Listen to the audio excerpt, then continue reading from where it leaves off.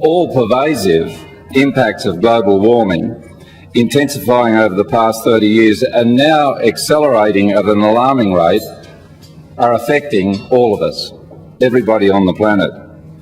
The American National Academy of Sciences said last month that the world is now the hottest it has been for 5,000 years.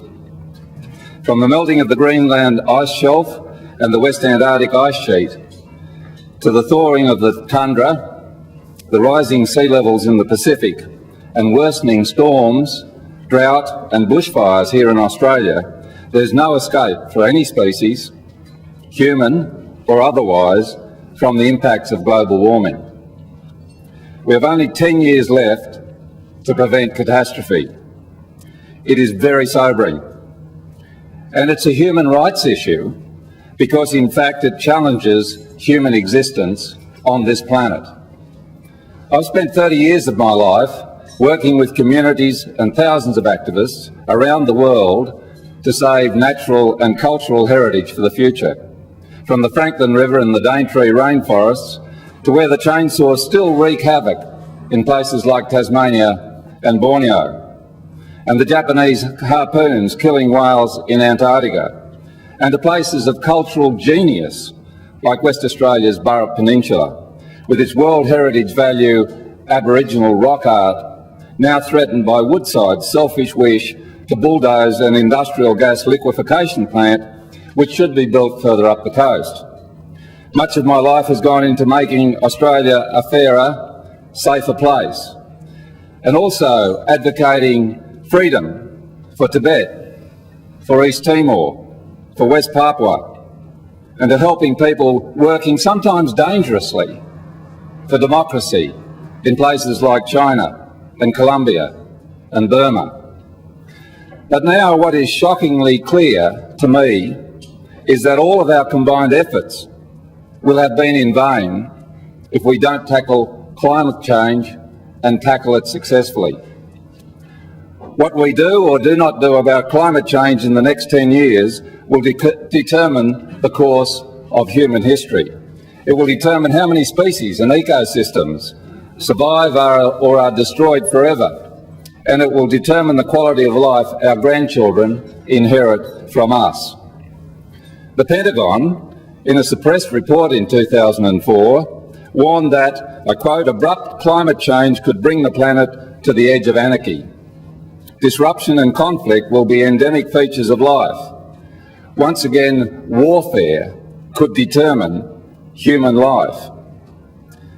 As you know, former World Bank Chief Economist Nicholas Stern said this week, I quote again, climate change will affect the basic elements of life for people around the world. Access to water, food production, health and the environment. Hundreds of millions of people could suffer damage. Hunger, water shortages and coastal flooding as the world warms up. He added, our actions now and over the coming decades could create risks of major disruption to economic and social activity on a scale similar to those associated with the Great Wars and the economic depression of the first half of the 20th century. Well, that means if we do not deal with global warming, we may indeed be dealing with an economic ice age. And the Vatican envoy to the United Nations, Archbishop Migliore, echoing Green's philosophy, said just yesterday, it's becoming rapidly ever clearer that if these, the world's life support systems, are spoiled or destroyed irreparably, there will be no viable economy for any of us. The world needs an ecological conversion. Such extraordinary times require extraordinary leadership. They require new vision, new intelligence, and leaders who are prepared to act urgently and resolutely and to determine indeed whether the world is to proceed at war or with peace.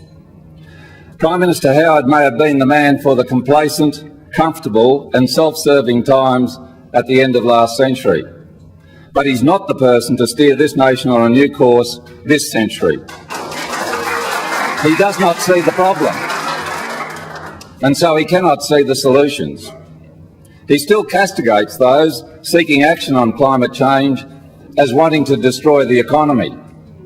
He doesn't see, as Nicola Stern does, and the Vatican and the Greens, that the economy's health depends directly on the environment, that the economy must be our servant, not our master. The Stern report throws the Howard's government failures into very stark relief.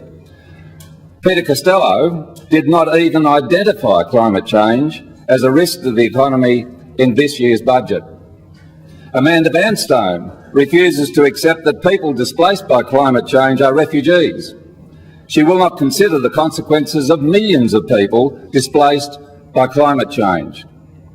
Mr Howard, who's been asleep so long on climate change, has now commissioned an inquiry into nuclear. But nuclear power will not save the world. We can't even save it with solar, wind and wave power. The projected demand for energy as global population and economic growth soars this century, with a potential tripling in just the next 4 decades, will overrun every reasonable plan unless energy demand is constrained. That said, nuclear power might